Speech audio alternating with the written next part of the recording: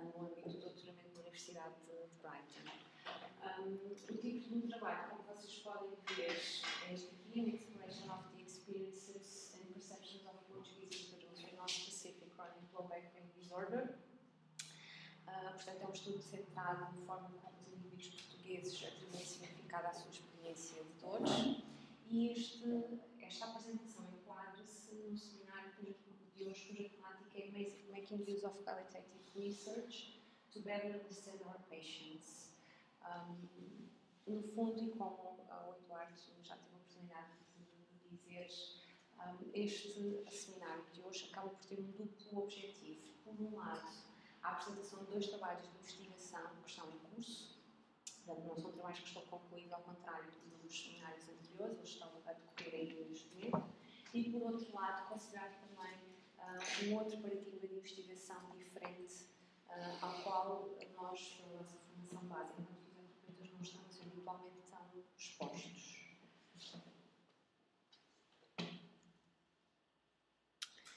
Por essa razão, a proposta para este seminário, e isto para situar a apresentação, a proposta era que nos deslocássemos da nossa posição normalmente mais confortável no paradigma de investigação positivista para um paradigma diferente, um paradigma interpretativista. E isto implica que as implicações deste movimento são, numa primeira instância, o facto de que as regras que são aplicáveis ao paradigma positivista, aquela investigação que nós estamos mais habituados a consumir e, em alguns casos, até mesmo a realizar, não são necessariamente aplicáveis num paradigma interpretativista. Isto porque, à partida, a posição sobre o conhecimento, que é chamada a posição epistemológica, e sobre a realidade, que é chamada a posição ontológica, são, à partida, diferentes. Num paradigma positivista, daquele com o qual nós estamos todos muito mais familiarizados, e como todos, e falando de uma forma muito genérica, nós estamos focados essencialmente na recolha de factos através do método experimental, através da observação, que nos permitam, no fundo, estabelecer relações de causa e efeito e criar leis que sejam generalizáveis e aplicáveis a toda a população. Portanto, é este o enfoque principal. Procura-se dissecar a realidade e estudar isoladamente algumas variáveis. Isto também porque a complexidade do contexto limita a possibilidade de generalização. Portanto, aqui o que se pretende é dissecar, no fundo, a realidade e olhar para alguns aspectos muito concretos dessa realidade. Neste contexto de investigação, o papel do investigador acaba por ser muito omisso, ou seja, pretende-se que o investigador tenha o menor impacto possível no estudo que está a ser realizado. Portanto, isto genericamente falando sobre este paradigma. Num paradigma interpretativista, as preocupações são diferentes. À partida, a posição epistemológica e ontológica são radicalmente diferentes. Portanto, assume-se que a realidade é socialmente construída e, sendo uma realidade que é socialmente construída, os detalhes do contexto acabam por ser muito importantes, porque eles acabam por conferir diferentes latitudes aos estudos, variáveis de estudo para estudo, de contexto para contexto. Nesta situação, e tendo em conta que há uma grande atenção ao detalhe, estes estudos são estudos geralmente que incluem um número reduzido de participantes, que se procuram compreender com alguma profundidade, e também o papel do investigador acaba por ser radicalmente diferente. Neste contexto, o investigador assume-se como o próprio instrumento de investigação, no sentido em que ele participa na recolha de dados e é assumida a sua influência, o seu impacto nesta recolha e na análise. Daí que seja muito importante neste paradigma de investigação que a posição do investigador seja tornada clara e explícita ao longo de todo o processo, para tornar claro também para quem consome essa investigação qual o impacto que o investigador teve. Portanto, a proposta era que durante o seminário de hoje, e eu estou a fazer, sendo a minha apresentação, acaba por introduzir também a seguinte, a proposta era que hoje nos situássemos durante este seminário mais próximos daquele extremo. Uma pequena nota para dizer também que todos os slides estão em inglês, porque tem sido a língua na qual eu tenho pensado e tenho escrito e tenho conversado sempre sobre este trabalho de investigação. Não fazia muito sentido para mim traduzi-los nesta fase, até porque é difícil encontrar a tradução para algumas palavras, mas eu vou procurar fazê-lo ao longo sempre consegui ao longo de toda a apresentação. Este estudo, como eu já tive a oportunidade de dizer, é um estudo que não está concluído, ao contrário do que aconteceu nos cenários anteriores, é um estudo que está em curso. E neste momento eu estou na fase de análise dos dados, que é habitualmente a fase mais caótica dos estudos realizados no paradigma interpretativista. E caótica porquê? Porque à medida que as entrevistas que eu realizei vão sendo revisitadas e à medida que integramos novos participantes, a perspectiva sobre os dados também se vai alterando. E, portanto, aquilo que eu vos trago aqui é uma perspectiva dos dados há algum tempo atrás, mas que daqui a um mês será provavelmente muito diferente. E, portanto, só dá-vos também a noção de que, neste momento, os dados acabam por não ser o mais importante em termos desta apresentação. É aquilo que me pareceu que fazia mais sentido valorizar seriam as questões relacionadas com a abordagem metodológica. Vocês podem ver ali, desde a questão da investigação, a metodologia utilizada, a forma de recrutamento dos participantes, a recolha de dados, portanto, todos os aspectos metodológicos e depois só no fim alguns resultados preliminares até ao momento. Partindo da questão de investigação, como podem ver, estamos focados nas experiências e nas percepções dos indivíduos portugueses com dor lumbar crónica de natureza não específica. E aqui importa salientar aquele aspecto que vocês bem referido à azul. Estamos particularmente focados na forma como estes indivíduos compreendem e atribuem significado à sua experiência de dores. O porquê desta questão de investigação estruturada desta forma? Há vários argumentos que justificam esta questão de investigação, mas para efeitos desta apresentação pareceu-me que era importante tornar claro o argumento que se relaciona com a visão sobre o fenómeno em estudo que foi adotada neste contexto desta investigação. E nós estamos a partir da definição apresentada pela Associação Internacional para o Estudo da Dor, de dor crónica, como sendo uma dor sem valor biológico aparente, que persistiu para além do período de reparação celular normal, usualmente assumido como 3 meses. No contexto desta definição, nós estamos a assumir que a dor resulta de um processo dinâmico de percepção e de interpretação de uma grande variedade de estímulos, alguns dos quais são percepcionados e interpretados como estando associados a uma atual ou potencial lesão celular, outros são benignos, mas são interpretados como sendo uma lesão. E esta posição sobre o fenómeno em estudo e sobre a dor salienta um aspecto que é fulcral em todo este estudo, que é a importância da interpretação da experiência de dor, da forma como cada indivíduo interpreta o fenómeno de dores. Neste contexto, e sublinhando a questão da interpretação, assume-se que as cognições dos indivíduos, o que inclui o que eles pensam e a forma como eles atribuem neste contexto sentido à sua dor, tem uma influência determinante na resposta que é dada a essa dor. Isto é um aspecto fulcral de todo este trabalho de investigação. E quando nós estamos a olhar para os indivíduos, nós podemos dissociar, pelo menos no contexto desta investigação, nós dissociamos do contexto e assumimos também o impacto do contexto nesta experiência e que seja diferente e seja relevante fazer este trabalho de investigação no contexto português, porque provavelmente os resultados obtidos são diferentes de um contexto, por exemplo, noutro país. Portanto, a questão que se coloca é, no fundo, qual poderá ser, partindo desta base, e estou aqui a tentar dar uma visão muito genérica da base do estudo, qual será então o contributo que este estudo pode prestar para a prática clínica da fisioterapia?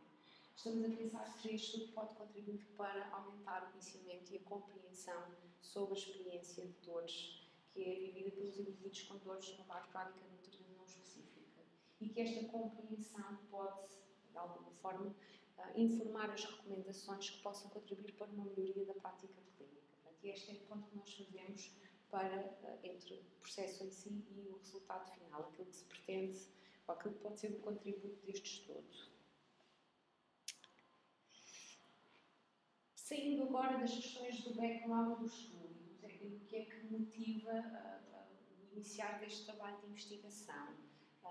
Quando se está a fazer investigação num paradigma interpretivista, é muito importante, normalmente é sempre dito que as pessoas, que o investigador se situa face ao conhecimento e face à realidade. Portanto, que define aquilo que vocês veem ali como sendo a posição epistemológica, que é o construcionismo, e a posição ontológica, que é o interpretativismo. Portanto, isso são, no fundo, estas duas posições que estabelecem os limites ou as fronteiras deste trabalho de investigação. Até onde é que, enquanto investigador, eu posso ir e onde é que já não é adequado, porque já não faz sentido, já não se articula com a posição que eu assumo face ao conhecimento e face à realidade. De uma forma muito genérica, procurando só clarificar o que é que estes termos significam e como é que eles tiveram influência ao longo de todo o trabalho de investigação. Quando nós adotamos uma posição epistemológica, que é o construcionismo, como vemos ali, estamos a assumir que o conhecimento é construído na interação com a realidade, no engagement with reality. E este é um aspecto muito importante. Portanto, quando um investigador pergunta ou faz algum tipo de questão aos participantes, está a assumir que a forma como eles interpretam o fenómeno tem a ver com a sua interação com a realidade. E a forma como o conhecimento que está a ser construído no estudo depende desta interação entre aquilo que é chamado subject e object. Portanto, ambos estão a trabalhar pelo momento para a construção do conhecimento. Por um lado, o investigador e, por outro lado, o participante. Em relação ao interpretativismo, partimos desta ideia de que a realidade e o interpretativismo assume-se como posição ontológica, que a realidade é socialmente construída e, portanto, estamos a assumir que temos múltiplas realidades à medida que os indivíduos interagem com os seus contextos. Daí aquela questão que vos falava há pouco de fazer este estudo no contexto português pode trazer resultados muito diferentes, findings muito diferentes daquilo que seria o estudo num contexto diferente. Aquilo em que o investigador tem estado focado, partindo do pressuposto da utilização do interpretativismo, é desenvolver uma compreensão aprofundada da forma como os indivíduos atribuem significado às suas dores. E depois já vamos ver, porque acaba por haver aqui um duplo processo interpretativo que tem a ver com questões metodológicas que já vos vou falar mais à frente.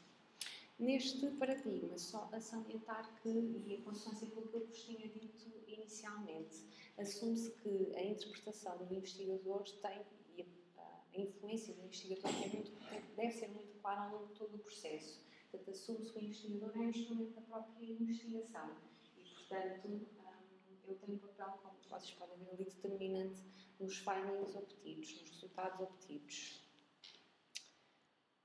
Passando agora, portanto, estas duas primeiras âncoras, o construcionismo e o interpretativismo, delimitam, no fundo, as fronteiras daquilo que pode ser o conhecimento produzido por este estudo e servem, no fundo, como balizas para o situar na produção do conhecimento. Mas depois é preciso algo mais objetivo, se é que se pode dizer, para, em termos metodológicos, enquanto investigadores, nós conseguimos perceber como é que a investigação toda se vai processar. É aqui que entra a abordagem metodológica. E como abordagem metodológica, que eu tenho estado a utilizar, é aquela que vocês conseguem ver ali, Interpretive Phenomenological Analysis, que eu nunca vi escrita em português, mas que eu penso que seja análise fenomenológica e interpretativa, não é? Pela tradução direta. Esta abordagem metodológica é uma abordagem relativamente recente neste paradigma de investigação.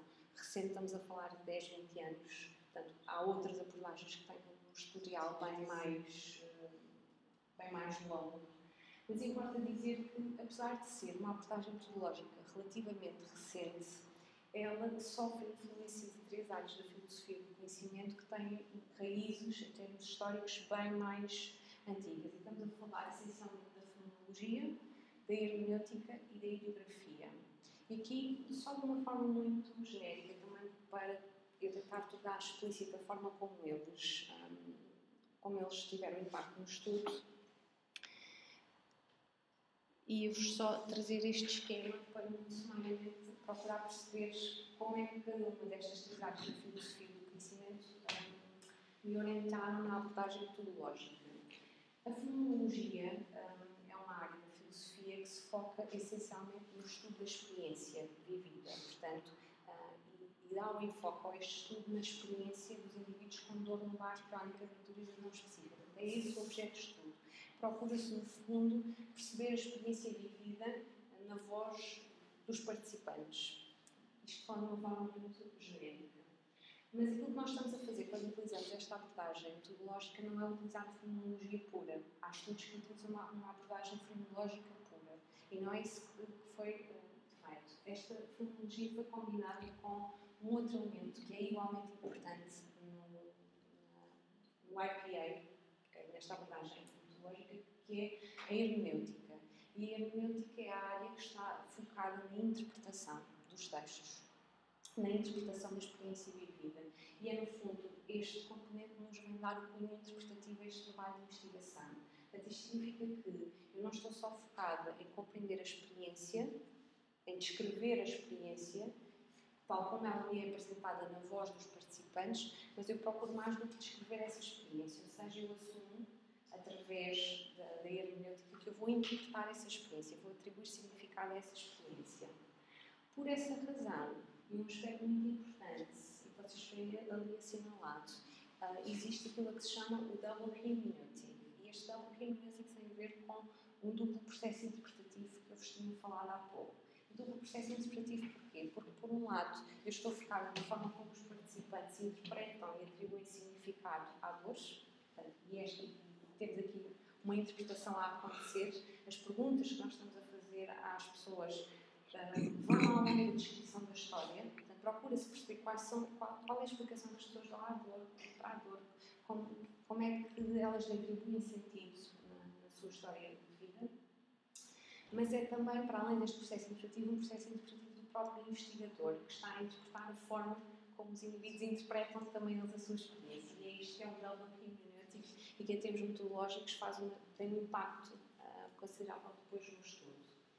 Para além destes dois elementos, e que dão, no fundo, as grandes bases em termos metodológicos desta investigação, há um terceiro elemento que é a ideografia. E a ideografia, o contributo que traz para este trabalho de investigação é o enfoque nos indivíduos, em particular. Portanto, aquilo que se pretende nesta abordagem de investigação é a compreensão aprofundada de cada caso, de cada indivíduo. Daí que os estudos que utilizam o RPA como abordagem metodológica normalmente são estudos que têm um número de indivíduos muito reduzido, porque pretende-se perceber, na análise dos dados final, a voz de cada participante.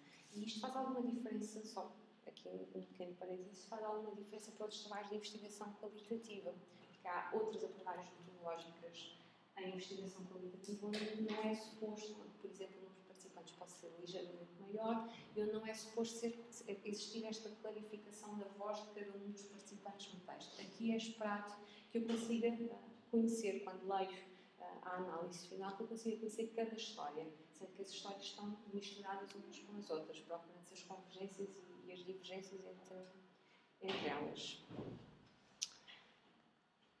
Portanto, os participantes, como eu já fui falando sobre isso, foram selecionados com base no seu conhecimento e na experiência de dor lumbar crónica, portanto, eram pessoas com dor lumbar crónica não específica, e que foram reportadas de acordo com um conjunto de critérios de inclusão e de exclusão que procuraram, de alguma forma, garantir um conjunto de participantes que não fosse muito heterogéneo. E, basicamente, para além da questão da dor lumbar crónica, em que foi adotada a definição da Associação Internacional para o Estudo da Dor, por 3 meses, foi também considerado que todos os participantes teriam que ter a história de dor pelo menos há 1 ano. E este critério foi adotado simplesmente pelo facto de se considerar ser um período de tempo mínimo para que as pessoas tivessem uma história com algum impacto, de forma também a garantir a riqueza dos dados recolhidos. Para além disto, o intervalo de idades também foi mais reduzido em relação àquilo que provavelmente nós estamos habituados noutros paradigmas de investigação. Pessoas entre os 18 e os 65 anos não faria muito sentido aqui, porque seria um intervalo de idades muito grande. E ter uma pessoa com 18 anos neste grupo e uma pessoa com 65 faria uma grande diferença. Portanto, o intervalo ficou concentrado entre os 35 e os 55, que são as faixas etárias onde é mais comum. E depois os critérios de exclusão normais, como por exemplo o não ter outra doença crónica associada que pudesse desviar a atenção da pessoa para essa experiência e não para a experiência de todos. E foram indivíduos que foram recrutados, agora estamos a viver em 3 locais diferentes, em 3 regiões diferentes do país. Em termos da recolha de dados, também já tive a oportunidade de falar aqui ao longo desta apresentação. Foram utilizadas entrevistas semi-estruturadas, portanto, que tinham um guião base com 1, 2, 3 questões, não muito mais do que isso, mas que se transformaram rapidamente em muitas outras questões que vão surgindo durante a entrevista, como forma de explorar e de aprofundar aquilo que as pessoas estão a dizer.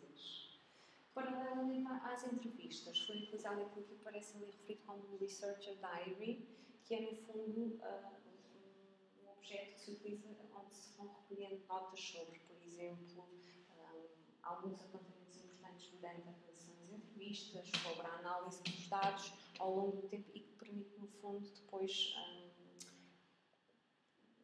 vem auxiliar o investigador depois na interpretação dos dados à posteriori. Em termos da análise dos dados, a análise dos dados, aquela abordagem metodológica que eu vos falei, o IPA, para além de dar algumas orientações em termos metodológicos, também tem orientações mais ou menos concretas, mais ou menos específicas para a análise dos dados. E o que os autores que propuseram esta metodologia de investigação propõem são um conjunto de 6 passos, mais ou menos definidos, que nos permitem, pelo menos, ter uma sequência em termos da análise e da interpretação dos dados e que, acima de tudo, são passos que permitem respeitar a coerência com os princípios, quer da fenomenologia, quer da hermenêutica, quer da ideografia. Cada investigador terá que encontrar, depois, dentro desses passos, a sua sequência, não é? A forma como o próprio investigador irá fazer a análise, dependendo também dos objetivos que pretende alcançar. E aquilo que eu vos trago aqui é apenas uma sequência de alguns dos passos que eu segui, pareceu-me que poderia ser útil também para que as pessoas percebessem como é que se chega, como é que se desenrolou todo o processo de análise e como é que se chega aos resultados preliminares que vou trazer. Aquilo que eu vos vou passar agora a seguir são alguns print screens daquilo que é o Audit Trail. O Audit Trail é o quê? O Audit Trail é uma ferramenta que se utiliza nos estudos normalmente utilizados no paradigma integrativista, que é uma ferramenta utilizada para garantir a qualidade do estudo. No fundo, é aquilo que permite que o estudo, que a análise, que todo o processo de análise, não sendo objetivo e não sendo replicável, como acontece no paradigma positivista, possa ser auditável, ou seja, não que uma pessoa, num contexto diferente, possa replicar e ter os mesmos resultados, não é essa a ideia, esta é a ideia do paradigma positivista, mas aqui ela não faria sentido, porque mesmo que o investigador replicasse os mesmos passos, poderia ter resultados diferentes, na medida em que fazia interpretações diferentes. Mas o que este artigo pretende, no fundo, é só dar uma sequência que permita a qualquer pessoa seguir os passos que foram adotados em termos de análise. E de uma forma muito genérica, como é que o processo foi desenrolado? Todas as entrevistas foram gravadas, não tenho referido isto em formato áudio, e foram transcritas na íntegra. Estas entrevistas foram convertidas numa tabela com 3 colunas, e o que vocês veem no meio é a transcrição original, sendo que ali vocês têm uma transcrição traduzida. Algumas das entrevistas foram traduzidas também na íntegra. E o processo começa a partir daqui, sendo que o primeiro passo é ler várias vezes o original transcript, a entrevista original, e começar a preencher esta coluna que vocês veem aqui, que é a coluna dos Exploratory Comments. E estes comentários podem ser comentários de vários níveis: descritivos, portanto, dizer o que é que a pessoa está a falar, para que o investigador se vá familiarizando com os dados; interpretativos, portanto, começar já o processo hermenêutico, da interpretação; e também sobre a própria linguagem, por exemplo, a utilização de metáforas, como é que as metáforas podem ajudar o investigador a interpretar aquilo que a pessoa está a dizer. Portanto, e este processo é seguido ao longo de toda a entrevista. Portanto, vocês estão a ver aqui a primeira página, normalmente as entrevistas têm entre 50 a 70 páginas nestas tabelas. Portanto, depois deste processo, o investigador faz uma nova leitura em que cruza as duas colunas e começa a definir aqueles que são os primeiros temas. E aqui são só os primeiros esboços dos temas que vão aparecer ao longo do processo. Daqui, e agora muito rapidamente falando, e agora não é uma regra, vou só falar da forma como eu fiz o processo.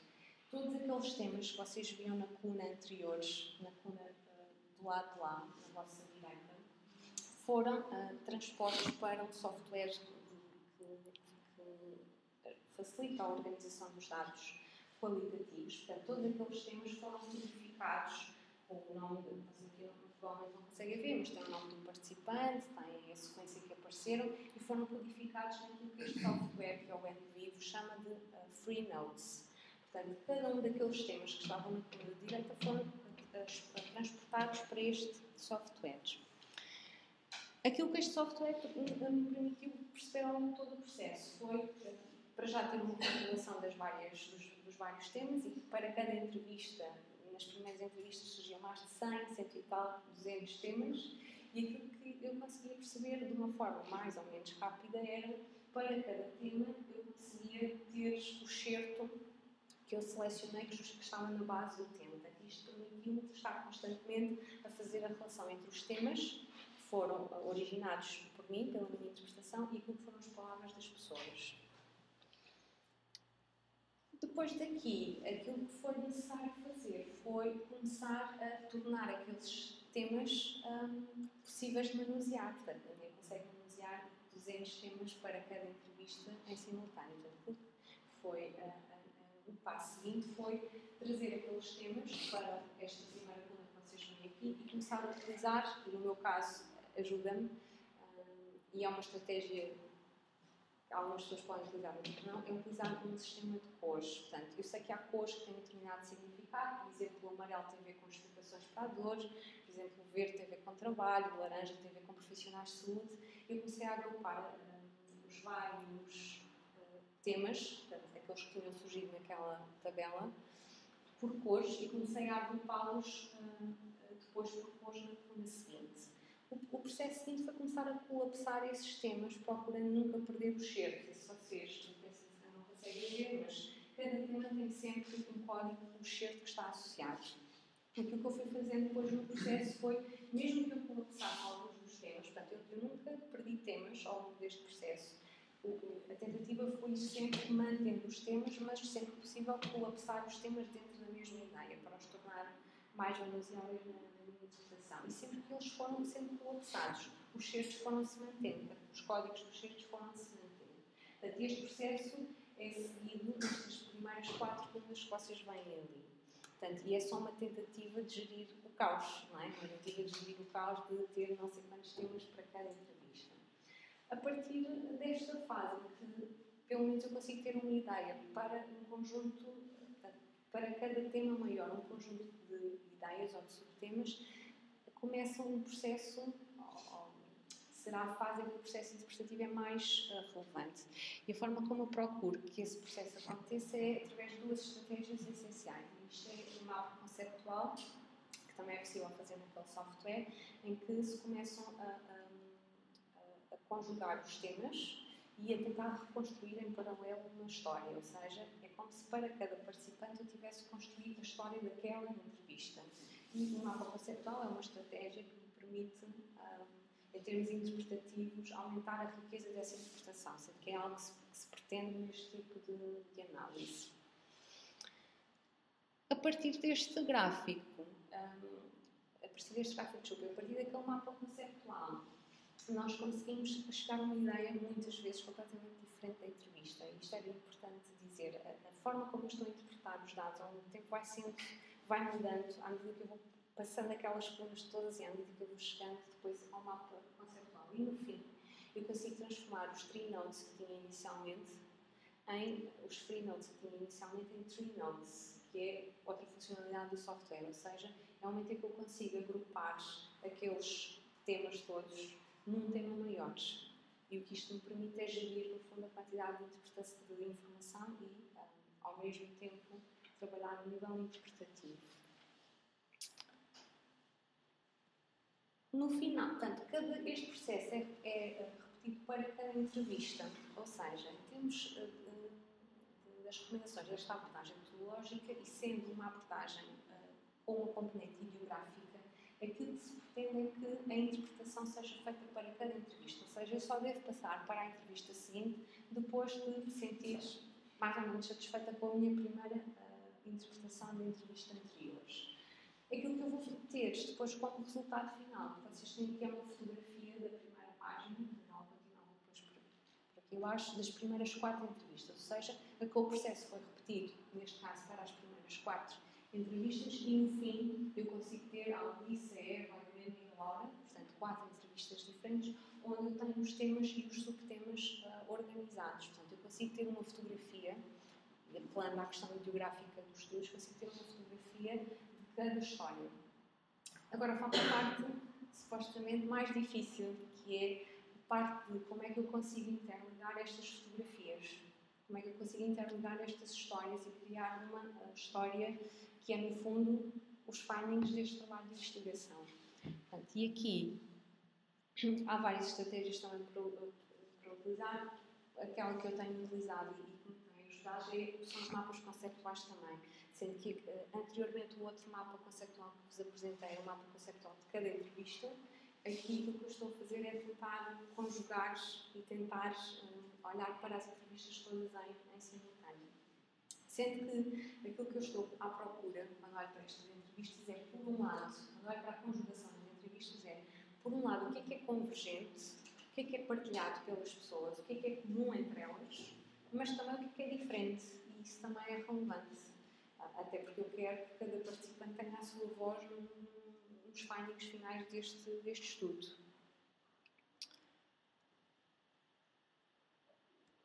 Passando agora, portanto, este foi o processo e estes cheiros faziam parte do audit trail, ou seja, qualquer pessoa pode, assumindo que estes estudos têm um grande caráter interpretativo e que depende fortemente da influência do investigador, com o audit trail a estratégia utilizada em termos de garantir a qualidade e o rigor da análise, ou seja, tem que ser muito claro para quem lê aquele trabalho de investigação quais foram os passos seguidos. Eles poderiam ser replicáveis, poderiam não ter exatamente os mesmos resultados, mas eles poderiam ser replicáveis porque são descritos em detalhe. Agora só dar-vos aqui uma primeira ideia dos temas que surgiram até o momento. E são essencialmente 5 temas aqueles que eu vos vou trazer. O primeiro tema que aparece ali, aparece no círculo Permanent Search for Meaning. É um tema que explora, e foi uma das principais ideias, uma das ideias mais comumente abordadas pelos participantes até o momento, aborda a forma como os indivíduos compreendem a dor e, acima de tudo, o facto de eles não conseguirem compreender e a busca permanente de tentar compreender o que é que se passa com estas pessoas. Para além desta questão de tentar compreender porque é que se tem sistematicamente não se conseguir chegar a uma ideia muito clara. Neste tema também está incluída a influência do contexto, e esta ideia liga-se muito às questões epistemológicas e ontológicas que foram faladas no início, a forma como o contexto influencia as explicações que as pessoas vão construindo para a dor ao longo do tempo. Portanto, eu vou só passando aqui alguns exemplos de alguns excertos que foram mencionados pelas pessoas. Neste tema torna-se muito claro que a maior parte das pessoas, quando são questionadas à partida, dizem não perceber porque é que têm dores. No entanto, quando o investigador vai procurar aprofundar esta questão, acaba por compreender que todas as pessoas, independentemente do início de dizerem que não percebiam porque, não sabem porque é que têm dores, já tentaram muitas coisas e não percebem porque é que têm dores, torna-se claro ao longo do processo que, apesar disso, todas as pessoas têm a sua própria explicação para a dor e que, em grande parte, esta explicação é muito influenciada pela interação com o contexto no qual elas estão inseridas. A questão é que nenhuma destas explicações é reconhecida credibilidade. E esta falta de credibilidade, num caso específico destas pessoas, parece estar associada à falta de um diagnóstico específico. Portanto, e aqui são mais um dos certos das pessoas que ilustram esta procura permanente de procurar compreender porque é que têm dores.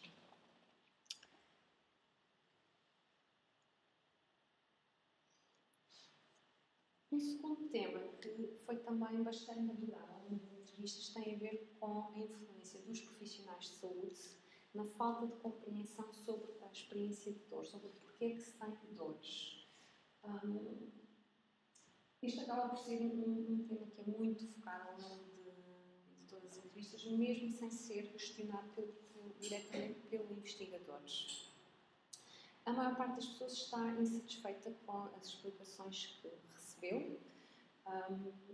Algumas atribuem esta insatisfação à falta de conhecimento dos profissionais de saúde. Portanto, acham que os profissionais de saúde, até agora, consultaram, não tinham conhecimento suficiente, não eram competentes o suficiente e é por isso que não têm explicações que correspondam às suas expectativas. Outras não colocam a tónica na falta de conhecimento, mas sim no tipo de relação terapêutica que foi estabelecida.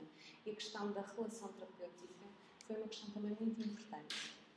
Ou seja, para estas pessoas é assumido como natural que existe uma relação terapêutica assimétrica, de maior poder para o profissional de saúde e de alguma submissão para os utentes. O que não é tão tolerado é o facto de não haver tempo para ouvir, não haver disponibilidade para compreender.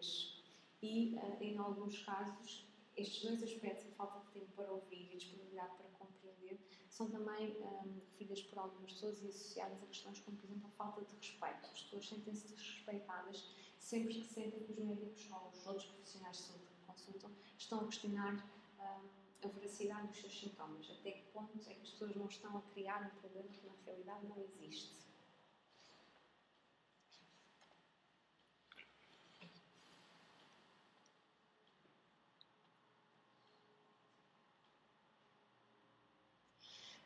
Um outro terceiro tema foca-se na questão da relação entre as pessoas e o contexto envolvente, sendo que há uma ideia que é difícil traduzir para português do struggle, que é muito comum nestas entrevistas. As pessoas estão altamente incomodadas pelo facto de não serem compreendidas, vou pondo também já aqui, pelo facto de não serem compreendidas pelas pessoas à sua volta.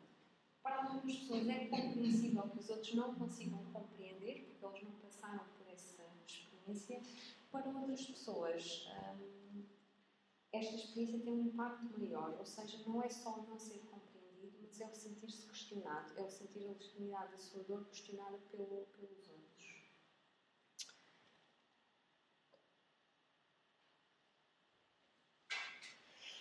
Depois, um quarto tema que surgiu tem a ver com o impacto, vamos dizer em português, o impacto da experiência de zona crónica na percepção do eu, das próprias pessoas. Ou seja, estes utentes, quando olham para a sua experiência, consideram que ela teve um impacto ou tem uma relação muito forte com a forma como elas se veem enquanto pessoas. Ou seja, para algumas pessoas, a experiência de dor é algo que é natural, faz parte delas, elas tiveram dor desde sempre. Para outras pessoas, principalmente as pessoas que têm dor há menos tempo, e nós temos aqui pessoas que têm dores, dizem que têm dores desde criança, até pessoas que têm dor há 4 anos. Portanto, para estas pessoas é muito visível o impacto da experiência de dor no eu, ou seja, parece existir um eu antes da dor e um eu depois da dor. Há uma transformação na forma como as pessoas se veem elas próprias e este excerto acaba por ilustrar muito isso. Depois também uma questão que também sugere que me pareceu na minha interpretação também muito importante, é o facto de as pessoas sentem-se questionadas, elas sentem a sua própria credibilidade questionada. Não é só a dor, não é só a dor que é imaginada, são elas próprias. Portanto, há uma crítica que é percepcionada pelas próprias pessoas. A crítica é para elas, não é para a dor, é para elas próprias.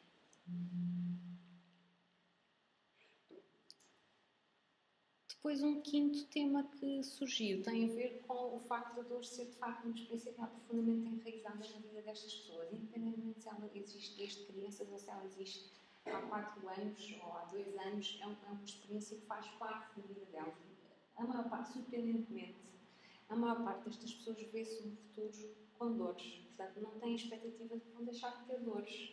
E fazendo esta comparação entre o passado e o presente, tem uma perspectiva de declínio. Portanto, todas estas pessoas têm a expectativa de piorar.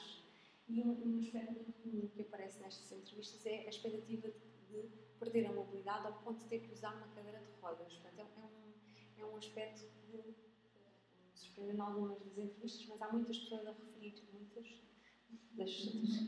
daquelas que entrevistei, a referir a esta questão da incapacidade, da perspectiva de incapacidade futura. Pronto, são reticências, porque esta análise ainda está em curso, portanto ainda vai continuar. Obrigada pela vossa atenção. Vamos ser no próximo.